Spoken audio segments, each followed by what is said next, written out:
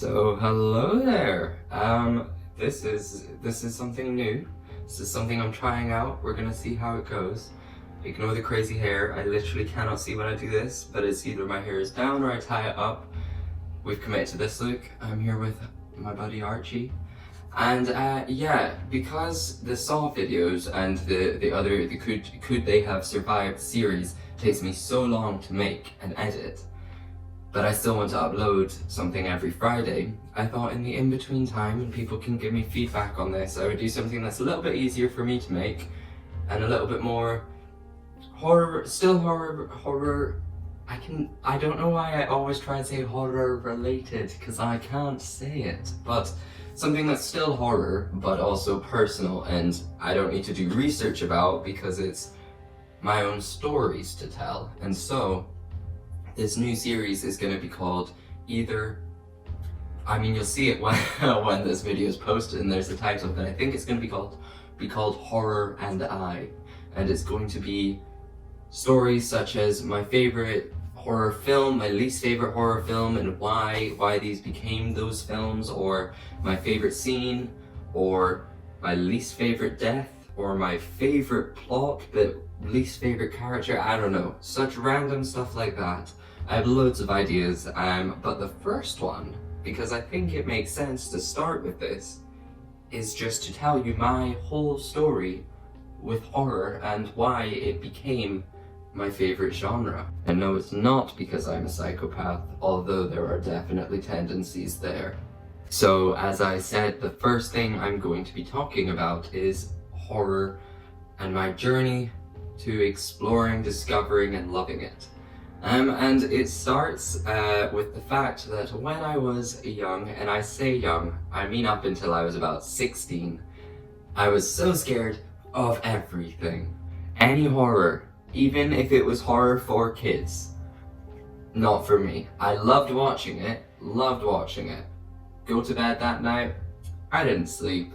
And you can ask my parents this, you can ask my babysitters this, you can ask my brother this, my brother who's 2.5 years younger than me, and at the time significantly braver than me. But yeah, I would watch Doctor Who. And to be fair, old Doctor Who, not old Doctor Who, but like Christopher Eccleston Doctor Who, the empty child, I'm just saying, terrifying. And to this day, terrifying. And not much scares me anymore, but terrifying. And so I would watch these things. I would watch Doctor Who, or I remember, so for any of you who have seen it, it's not a very popular film, so hold on, I'm getting Archie more in frame there. Hold on. Oh, there we go, that's cute. Okay, we're going with this now. So, yeah, if any of you have seen it or remember, there's a film that's called The Darkest Hour, and no, not the 2018 political drama, but the it must have been like 2011, because I remember it came out in the cinema, and it was a 12. And I was old enough to see it, and it was the first time I had ever been old enough to see 12 or any horror film in the cinema. I really wanted to see the film The Hole, if any of you remember that. I still actually haven't seen it, but that I'll explain a bit more about later, but I wasn't old enough to see that one in the cinema. So The Darkest Hour, you could call it a horror film. It's not really, because it's a 12, and it's essentially about these balls of light that come down from the sky and start just evaporating everyone. But even that scared me a lot, and so at the time, and so I clearly wasn't someone that seemed to ever want to explore horror beyond what I was watching. But it's almost like getting on a roller coaster for me, or it was, which is watching it, I would know that I was gonna get scared that night. I would know deep down, sorry parents, I was a nightmare, but I would know that I was gonna get scared all night long, and so I would have the adrenaline, like when you're in the queue for a roller coaster or you're about to jump out of a plane, that kind of heartbeat, that pulse rising, you know, all that feeling, and I loved that, and I found that really exciting. everyone wants to be a rebel when they're a kid. Oh. This is unfiltered me, by the way. But yeah, because everyone wants to be a rebel as a kid in any form, even if that means they eat the last chocolate instead of, I don't know. I mean, I was clearly such a rebel, but my thing was watching horror. I think for me, it was kind of my outlet to be like, ooh, this is something I shouldn't be doing, ooh. And yeah, I regretted it many, many times. And so that was up until I was maybe 12 that I kind of thought that way, maybe a bit older, but I remember when I started secondary school, and I don't know if this is what everyone did in school, but it's certainly what mostly all the guys did in my school was during classes where we were just in a computer room and all the other guys would stick on horror trailers, but the like red band horror trailers. And I specifically remember it must have been Final Destination 4, which I will speak about the whole Final Destination series at some point as well, because it is my favorite horror series. And you can come at me and say it's not horror, or you can come at me and be like, oh, it's not good. I'm very aware of what that series is.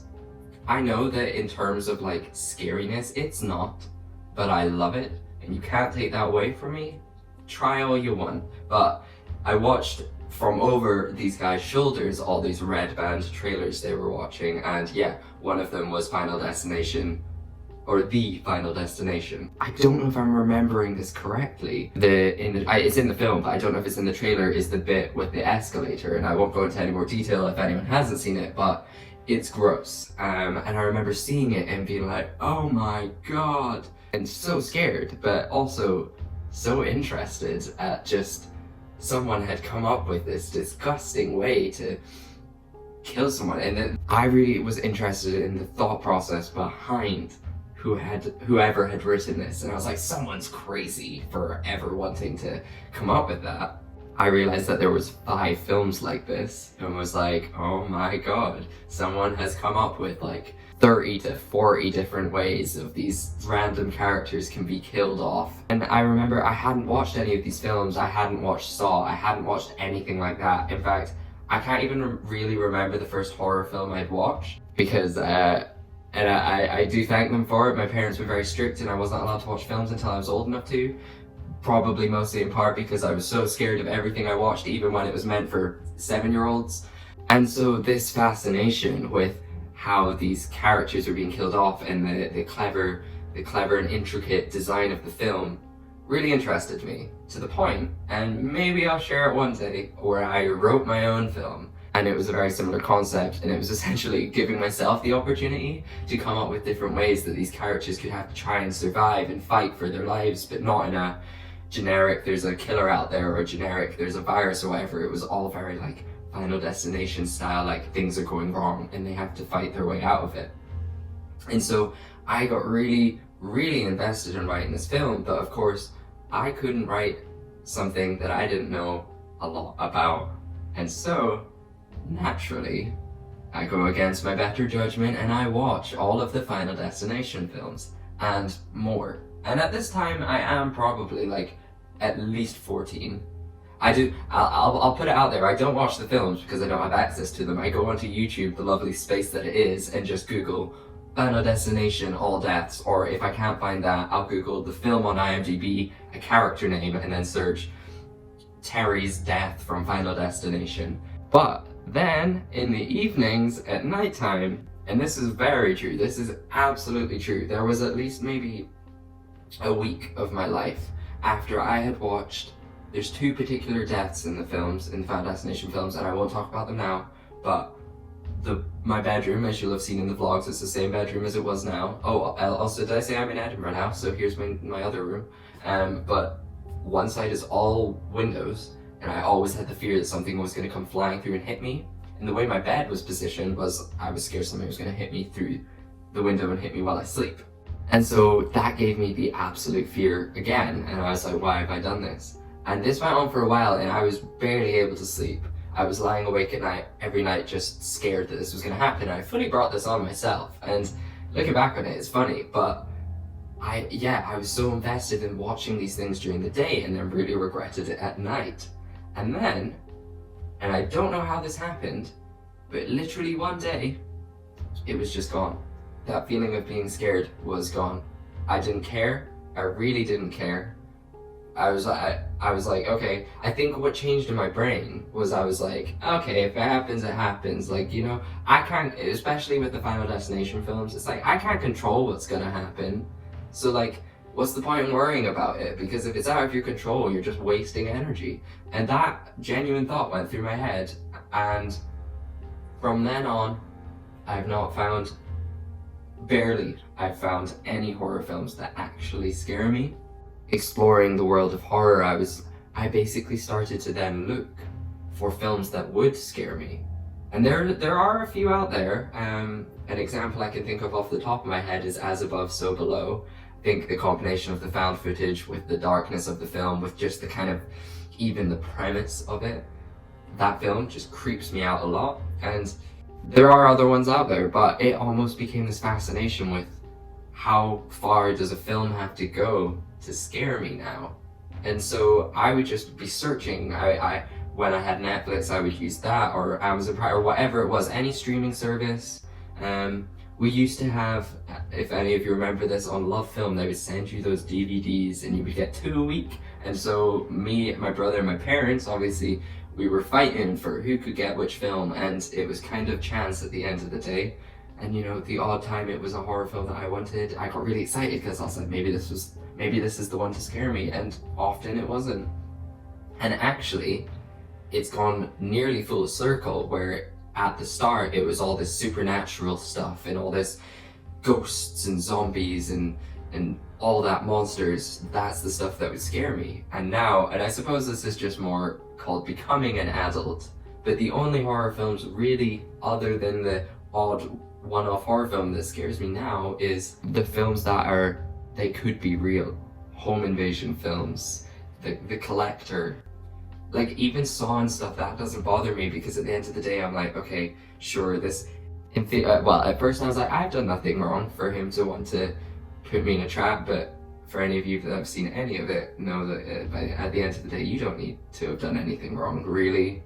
So most of them have done a lot, but you just need to know someone by the last film who's done something wrong, and everyone knows someone who's done something wrong. Wrong in eyes of Jigsaw, not wrong as in we all know someone that's committed a heavy crime, because no. I do sometimes still get the experience of if I watch a horror film late at night and I'm alone in the flat and then I hear a creak in the hallway, yeah, okay, I'm scared. I'm gonna be like, oh, it's Freddy Krueger or whatever. But for the most part, I'm no longer a wimp when it comes to horror films, and I love it, and I love watching them, and I love being able to now even share my experiences of them with you all and even analyze them. But yeah, so there you go. There's my story of how I got into horror, how it became the thing that I enjoy so much now. And honestly, I think horror is the thing, or one of the main things, that has made me want to pursue a career in performing and pursue a career in any sort of presenting or acting or content creating, because I was so fascinated in every type of horror film. And obviously there's a lot of bad ones out there, a lot of budget ones out there, but what I saw as well was the amount of fun that these actors looked like they were having on set, and just thought, that's something that I want to do. And so I really do think it's shaped a lot of my current life, maybe my future life, who knows, but at least I can speak for now and say that it has absolutely been something that's been really positive to my life.